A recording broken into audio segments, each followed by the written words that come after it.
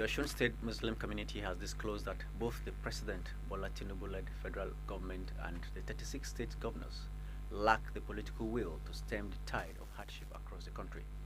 President of the group, Sheikh Mustafa Ajisafi, said political leaders in the country have no commitment towards addressing the present situation. He calls for an aggressive agricultural revolution across the state, especially in the southwest where massive agriculture is on the decline. Welcome to today's episode of Media Squad. My name is Stephen Abba, and with me in our studios once again is Patrick Aka. Patrick, you're welcome to the show. Thank you very much, Steven. And by the way, how do you feel today, especially now that our weather has in fact, I slept like a baby yesterday night. Yeah. There's much improvement. Of course, this year was very hot. Yeah. The heat period before the coming of the rain was really, really hot, and the things have improved now with the coming of the rains. And in fact, it's even predicted that it's going to be very, very cooler. This year is going to be cooler than previous years. It's true.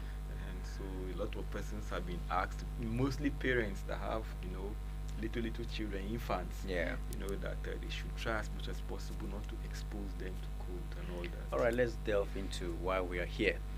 So you see the allegations from the Muslim community in the southwest, how that the state governors and the president don't have the political will to stem the tide of all the things that have been happening. So the question now is, how true is this allegations, this weighty allegations against the president and the governors? Stephen, it's. I need to know first yes, if these allegations are true. Yeah, the Muslim community, like you rightly said, they just stated the obvious. Okay. Because from all indications, from all we can see, it is very, very clear that these persons just stated exactly what is on ground, what is obtainable, across the length and breadth of this country. You see, because of course the president took oath of office on the 29th of May last year, which is about a year, a month, and maybe some few days now down the line. Yeah. And of course, he's talking about consulting with governors and other stakeholders to agree or arrive at a new national minimum wage. Yes. 1 year, 1 month plus down the line. That clearly shows that this is a president that is not ready to tackle the problems that his policies have created. Because he's not new to this. He was part and parcel. He was among the leading lights of the Occupy Nigeria protest of 2012. Yeah. Which a lot of persons believe that is what led to the eventual defeat or the loss of the PDP of power at the center. So he knows very, very well that anything that happens to the price of petrol in Nigeria affects the prices of everything. So for him to say he wants to remove subsidy on petroleum products, whatever plans he has, whatever palliatives he has or whatever, he's supposed to have made sure that these things are already on ground.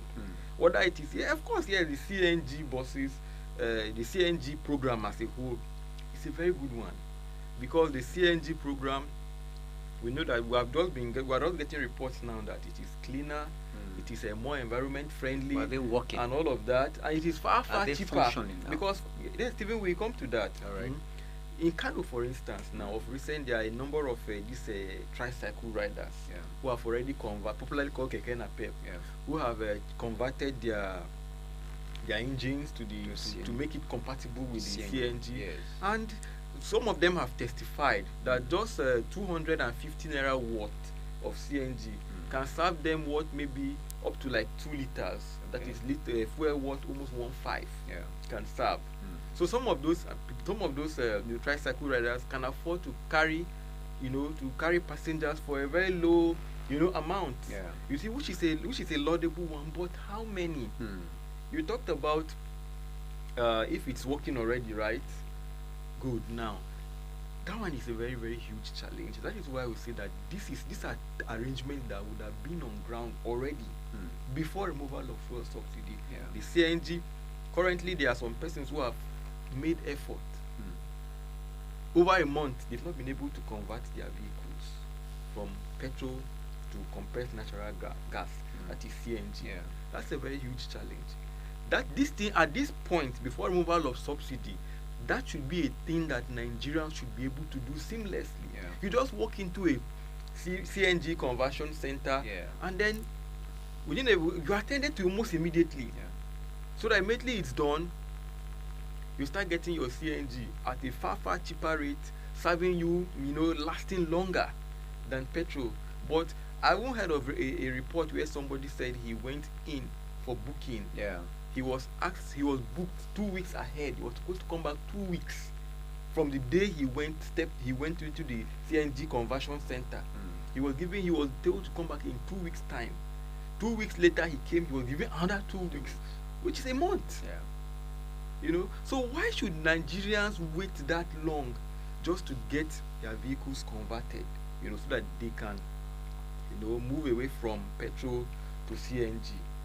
That is one side of it. Then talking about the minimum wage, of course the new minimum wage by law, from whatever way you look at it, Nigeria is long overdue for a new minimum wage. Legally, of course, there's a constitutional provision to that effect, of which that has not been complied with.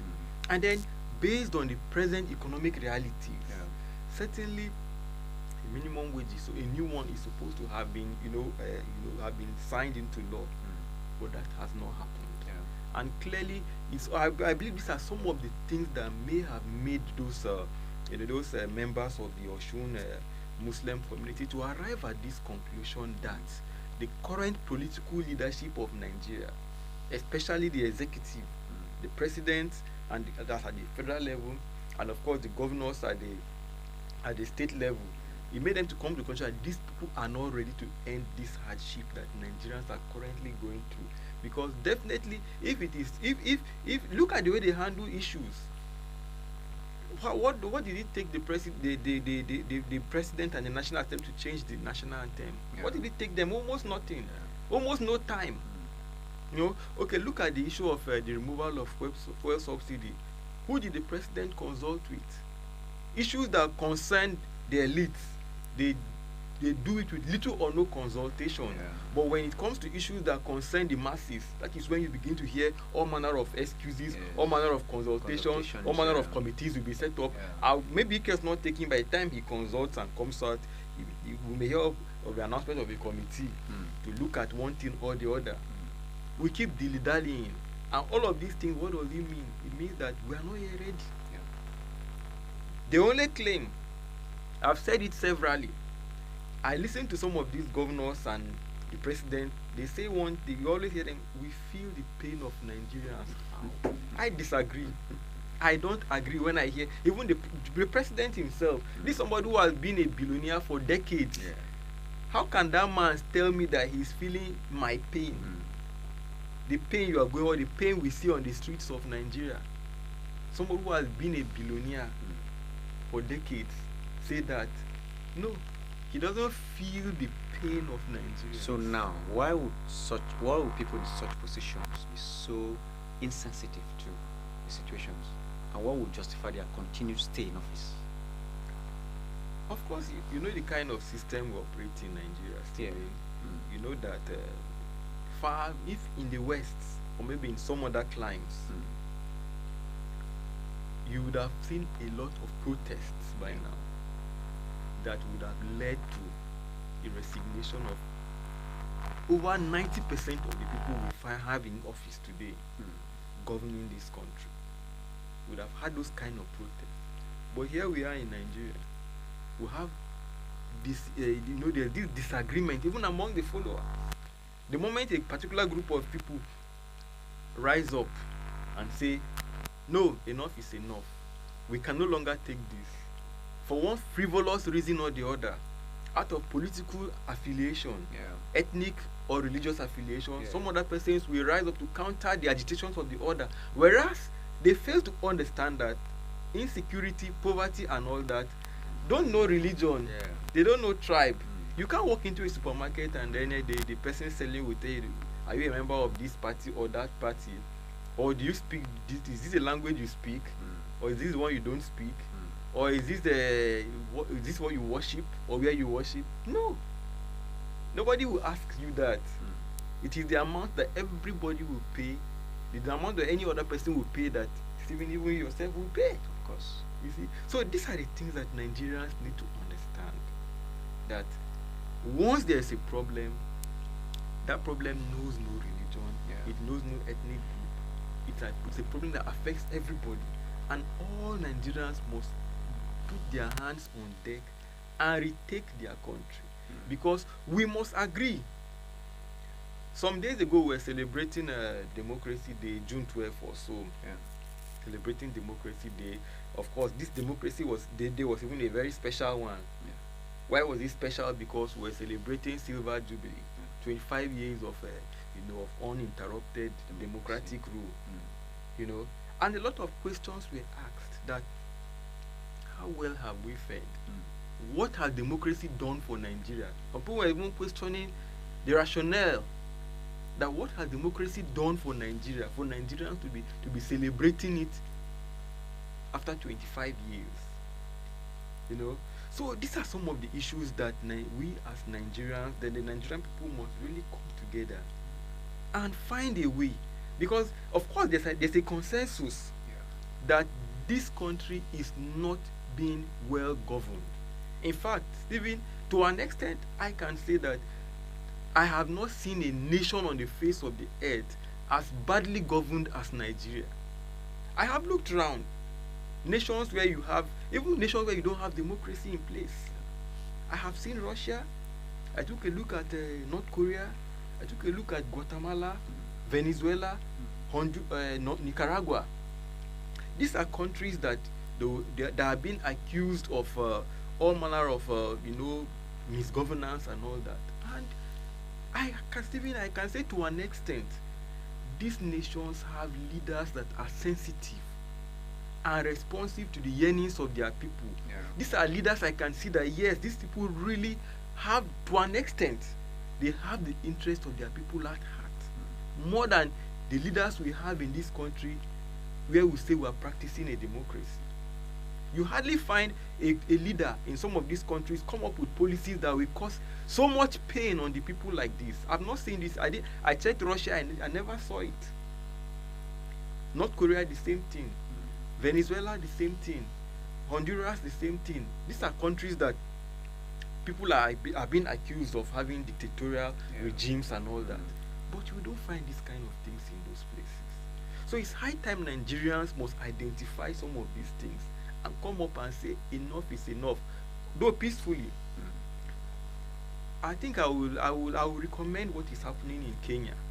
I was exactly to ask you questions bordering on good that Nigerians must borrow leaf from Kenya. Kenyans stood up and said no. Now this Kenya is a country where if you convert their minimum wage, it was converted from shillings to dollars and then to naira. Do you know what it will give you? 170,000 naira. The minimum wage of Kenya. If you convert it to dollars and then back to naira, it will give you 172,000. But look at how those people stood up against the government, invaded the parliament. In fact, there was even this security report that there's an underground tunnel in the parliament in Nairobi that the lawmakers used to escape. You understand? And then, of course, part of the parliament building was burnt down. I even saw the protesters even overwhelmed the police. So I think this should even be a wake-up call to our leaders in this country, because we don't pray and that it gets to that point. But the bad governance in this country, we cannot rule out such a thing happening, because people are really going through a lot. I could recall earlier I told you about it, the level of malnutrition in the north. The north, yeah. I was shocked when I saw those pictures by one professor of medicine from the north. When I saw, he came up with some pictures, and he said that these pictures were taken in Kaduna, some in Katsina State. Look at malnourished children. And then you ask yourself, are we in Gaza? Are we at war? Are we even in Sudan? I've not seen pictures like that even from Sudan, where there's a civil war going on for over a year. Since April last year, there's a civil war going on in Sudan. I've not seen a picture like that. Picture I saw from Kaduna and Katsina, of malnourished children in hospitals in the north. In fact, this Medicine Sans Frontier, Doctors Without Borders, they've given, if you go online, you will see it there. The records are there, statistics of children in the north that they have treated of malnutrition. And those cases that they reported, they say what they need is high protein milk. They say there's this milk. They say there's this level of protein that the milk should contain. That if those children are given that milk, that would be like a first aid. Bounce them back. Very good to those children. You know, so the thing is that our leaders really need to wake up. This what those Muslim community members in Osun say. They were spot on. Is just what is on ground in Nigeria at the moment. Our leaders, governors, the president are not yet ready to address these issues. Look at even the argument the governors came up with the other time, that they cannot pay 62,000 or so minimum wage. In fact, some days ago, I think yesterday or so, the NGF, the Governors Forum, still came up with a statement that they will go bankrupt. You know, okay, now they will go bankrupt paying 62,000 naira minimum wage. What about the money they spend on their large number of special advisors and special assistants? Look at the vehicles, the amount of money. These are the ones who are even saying. There are other things again they are doing that we don't even know. Look at the security votes they keep for themselves. Goes unaccounted for. Nobody is talking. That one will not make the states go bankrupt. It is the 62,000 naira they will give to the ordinary people that voted them into power. The people that put them in that office, that is the one that will make the state go bankrupt. See how badly governed this country is. So people in positions of responsibility. Look at the way they behave. Can we do?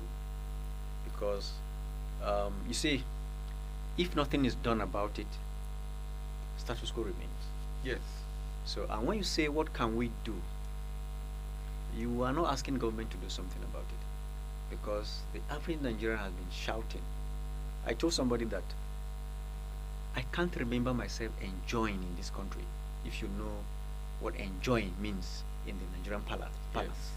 So it means I have 24-hour power supply, I have potable water, I have good roads to drive my car, yes, and so on and so on. I don't think the average Nigerian that was born 30 years ago, 40 years ago will tell you that I've enjoyed this for 7 consecutive days, 30 consecutive days, 365 days. So what can we do? Because in as much as it is happening, if nothing is done about it, it will remain. What do we do to get out of this? Now, Stephen, when you were talking about the last 40 years, how Nigerians, what they've benefited or enjoyed from government and all that, something just crossed my mind. Where I grew up, I always narrate this story. Where I grew up in Kaduna, Kaduna, Constitution Road, Jafaru Estate. Sometime in the 80s and then early 90s down to the mid 90s.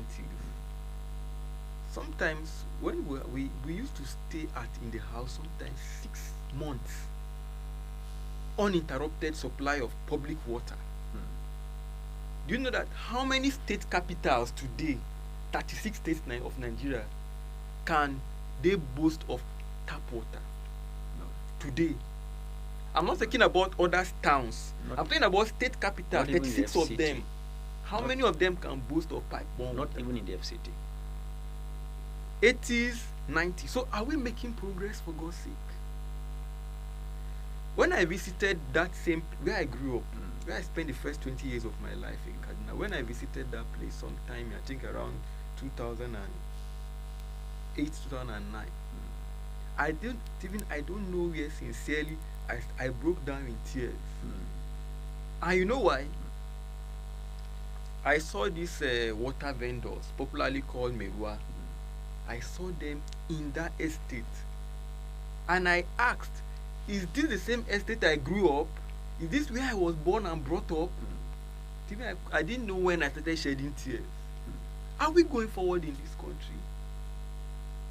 When we're supposed to be building on what we already have, consolidating, we're even losing what we already have. We are breaking down the walls. Breaking down the wall. So talking about what can be done, first of all, the leadership must wake up. If they don't, then the next thing is what Professor Patu Tomi once said in the build up to 2023 general election, sometime in 2022. I always quote him, and I always let Nigerians know, forget about alphabets. This focus on party this, party that. This party does not have structure. It's not going to take us anywhere. Look at what is happening in the southwest.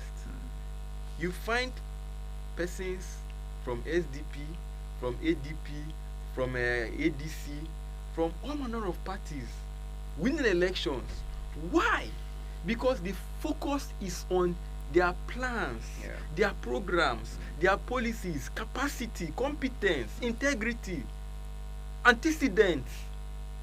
But here in some part of the country, focus is on other very frivolous things like religion, tribe, this party, that party, oh, he's not from this party. Those things are not things that we rule, that we rule at the end of the day. I always tell people, parties are platforms. It is candidates that we rule. So the focus should be on candidates. That is what the Nigerian electorate should begin to think in that direction. We should begin to think in that direction. Focusing on candidates, because at the end of the day, it is candidates that will come up with the right policies and implement them as well. Nigerians must start thinking in that direction. I remember one policeman, sometime during the elections, he said, Nigerians, you people should vote wisely. That it is the person you people give us that we will work with. That if people give us the wrong person, and the wrong person gives us the wrong orders, and we execute them, you start jumping and shouting, end SARS. That's what the man said. That if you want to really end SARS, this is the opportunity. That is the way Nigerians should begin to think. Like Professor Patu Tomi will always say, vote only people who feel your pain. These people that we have in power now, how many of us voted them because we feel that they feel our pain? How many of us voted that way?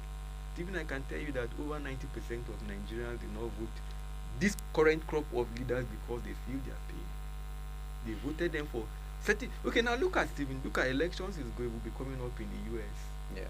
Last week Thursday there was a debate between the incumbent president and like they call it second round. And the first one was first round. It's a rematch, of Biden and Trump again. 4 years ago we were at this point, and today again here we are. Look at issues being discussed. Policies. What are you going to do on this? He said this is what these people are saying. Nobody is talking about, even in the UK, elections.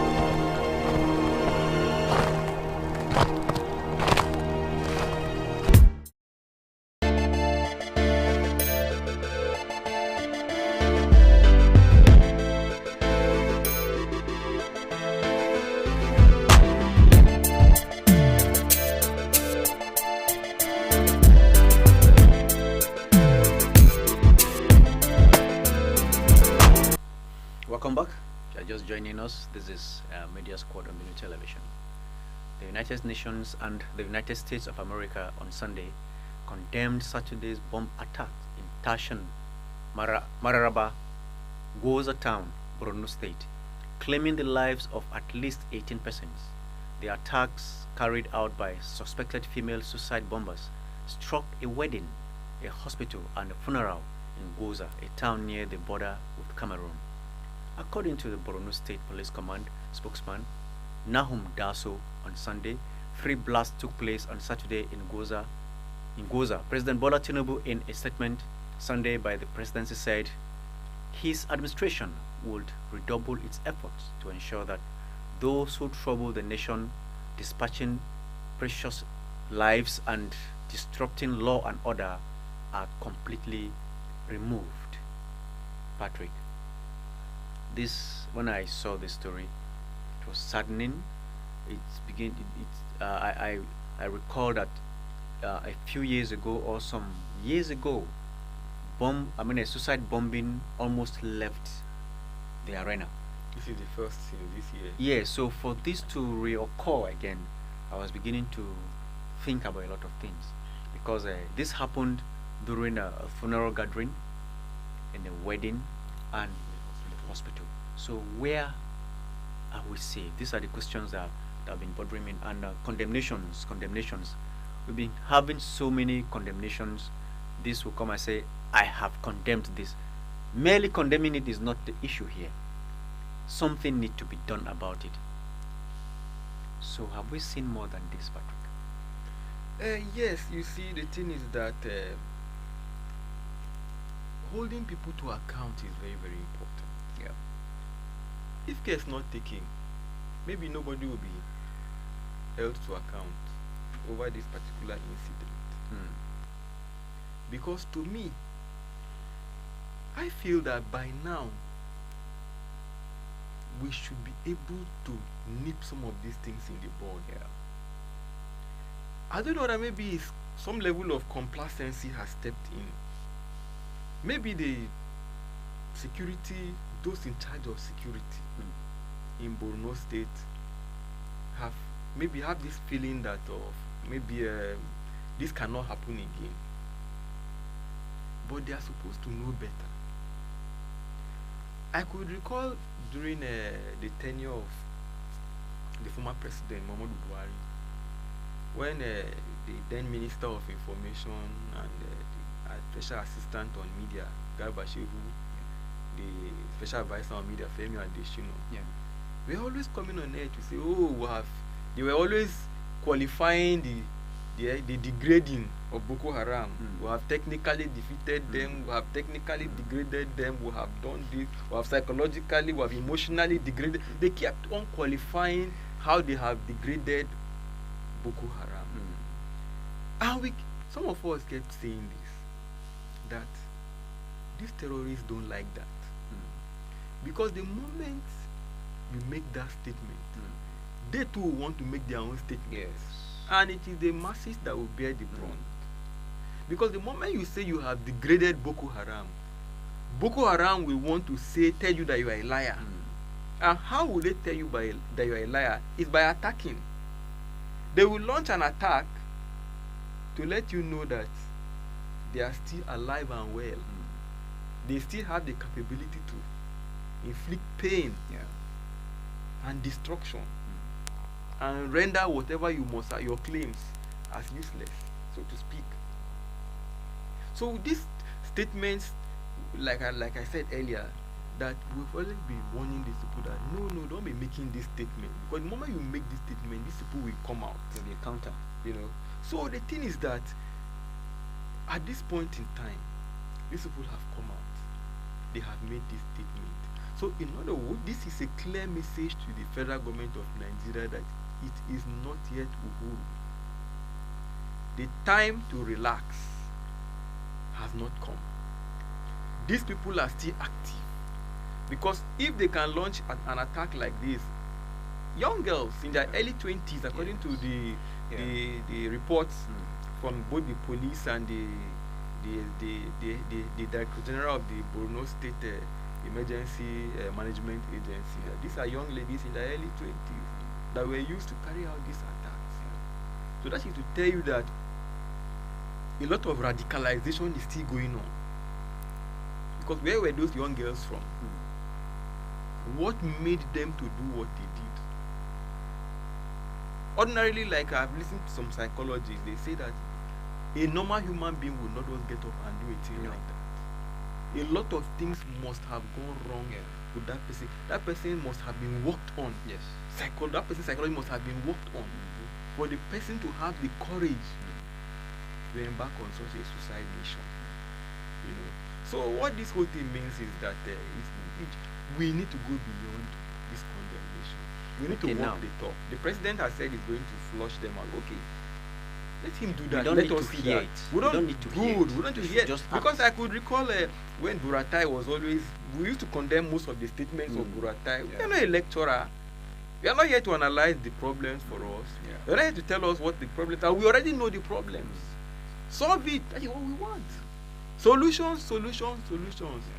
Enough of the talk. Now, if we have these fears, people are afraid that,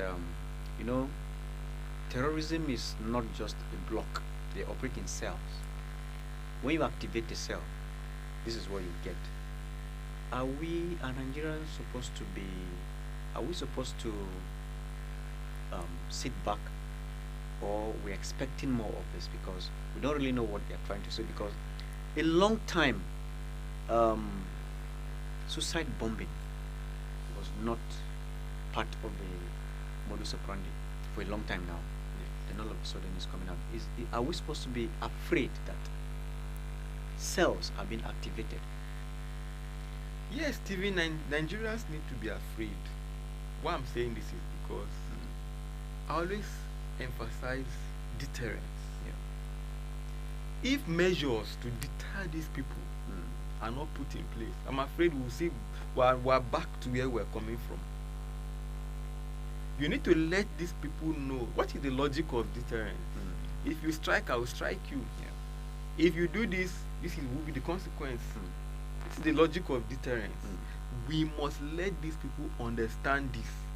The government of Nigeria, under the Commander-in-Chief, President Bola Ahmed Tinubu, needs to make a statement by getting to the root of this matter. Those girls were sent. Go get those people and bring them to justice.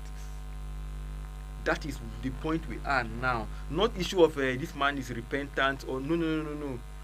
There's this general in this Pakistani general who once said that it is not his job to forgive terrorists. Putin, right? Yes. Putin, right? They said there's this Pakistani general who also said something like that. Maybe he was quoting Putin because I got it from him. The man said that the job of forgiving terrorists is God. That his own job is to send the terrorist to God to go and get the forgiveness. That his job is not to forgive a terrorist. That should be the mindset. So that should be the mentality. Yes. Now, what do you think, or what can we say led to this bombing? Yes, Stephen, you see, like I said, some level of complacency must have come in. Okay, there must have been this feeling of, we have degraded these people. These people no longer have the capacity. But this is what they call soft targets.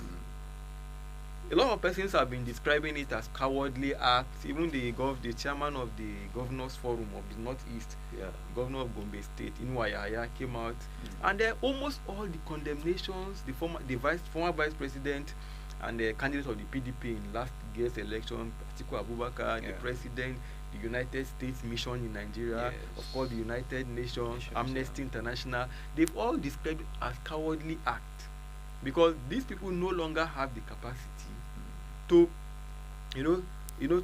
stage an offensive against the security apparatus against the law enforcement agents. So what do? They go after the soft targets, churches, mosques, like you rightly said, wedding, hospital, funeral and all that. These are ways in which they feel now. So the only thing now is that the government now need to step up in terms of intelligence gathering. It has to do a lot in that area. You need to have a lot of measures put in place to ensure that there is adequate monitoring of movements of persons. And then I could recall when there was this bomb blast in Kano or so, when the government said they don't want to see more than one person on a motorcycle and all that.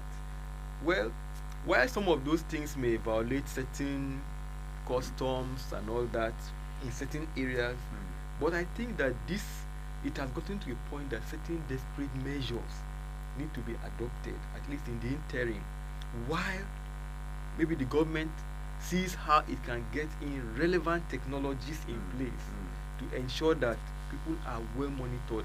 Like I always say, sometimes if you look at these policemen in some of these advanced nations, like China for instance, you see a policeman standing on the road, you hardly see him carrying a gun, but the gadgets he's carrying on him, what it can do in terms of providing security,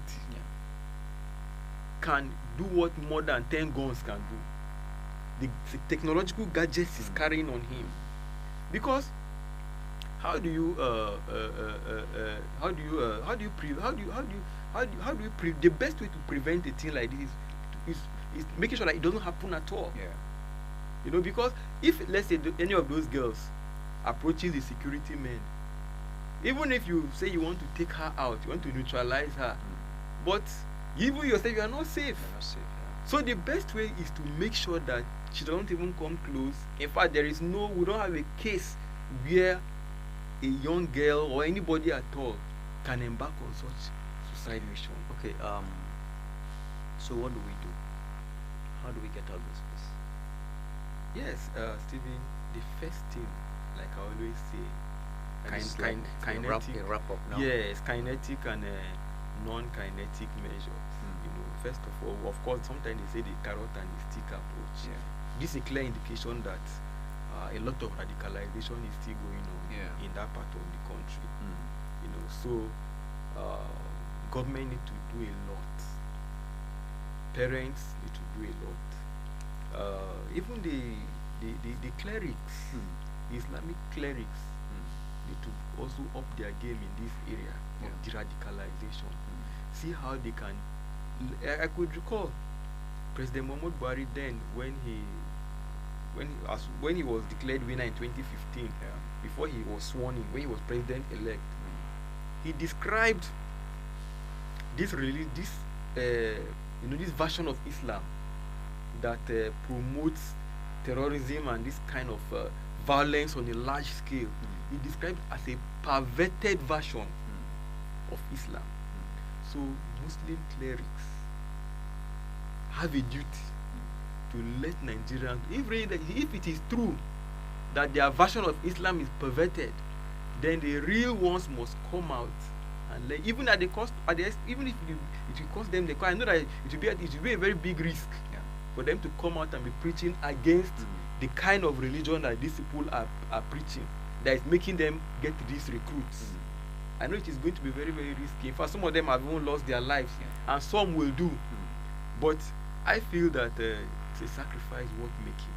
They must come out and see to it that they enlighten their people and let them know the truth, and let them know that this version of Islam is not the right one.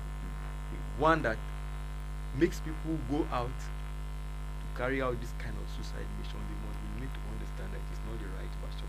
That is on one part of solutions, the radicalization. Of course, education. You need to make these people have access to education, because you cannot separate ignorance and illiteracy from what is happening. Aside the radicalization, ignorance and illiteracy is also playing a role. That is an area where something needs to be done. And of course, even the economy, because sometimes some of these people are lured by pecuniary benefits. Some of these people are so hungry that I think I could recall, was it in the build-up of the 2023 general elections, Some political leaders came out and said that some politicians were buying PVC, permanent voters card, with 2,000 naira each. I mean, they were paying 2,000 for a PVC, and people were rushing, even looking for who to sell their PVC to. 2,000 naira. So definitely, in a situation where the economy is bad, the people will do things like this, not because they really believe in it, not because they want to, but they don't have a choice. So that is why the current hardship Nigerians are facing, government must do something about it. All right. Patrick, this is a good place to draw the curtains. Thank you very much for coming, and I look forward to having a very interesting discussion with you next time. Thank you very much, Stephen. Viewer, this is where we draw the curtains, but this is an advice to Nigerians. We should be careful. We should be aware of our environment.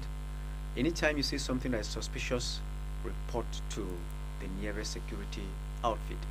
And I think we should also use this opportunity to let the security apparatus know that they should study the kind of IED that was used. Exactly. Because is it the one that the person carrying it can detonate, or the one that somebody else with close proximity can detonate from wherever? Because sometimes when people are recruited, they will become hesitant. By the time they are where their target is meant to be, somebody else will do the detonation. Yes. These are things. And then, Stephen, we must add that this should also put security agents across the country on alert. Yes. Because it has happened in Borno. They may feel that, okay, attention has shifted to Borno, they move to another location. Yes. So this now, all security agents across the 36 states of the Federation and the FCT should be at alert. Thank you very much. And this is where we say, have a wonderful day and watch the rest of our program. Stay tuned. I'm Stephen Abba. Have a lovely day.